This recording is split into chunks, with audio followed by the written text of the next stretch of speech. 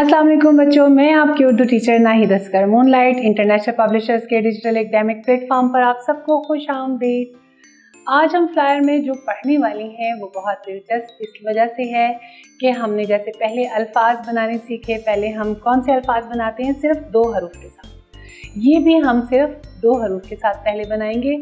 आपको बहुत आसान लगेगा, बहुत दिलचस्पी के साथ ये काम फौरी तौर पर आपका ये ख़त्म हो जाएगा। मेरे साथ आप शुरू करें। तोय, ज़ोए, एन, गैन।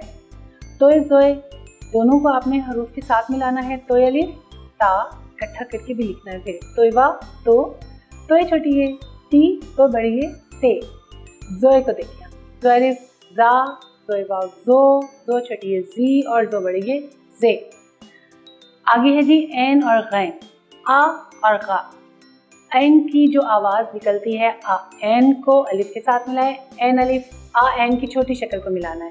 छोटी शक्ल को आप लोगों ने लाजमी याद रखना है कि छोटी शक्ल को आप हरूफ के साथ मिलाएंगे। एन अलिफ, आ, एन वाव ओ, एन छोटी है, ई, एन बड़ी है, ए।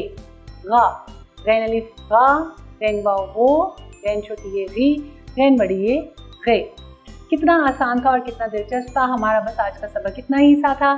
इंशाल्लाह ताला अगले सबक के साथ फिर आपसे मुलाकात होगी। तब तक के लिए अल्लाह हाफिज़।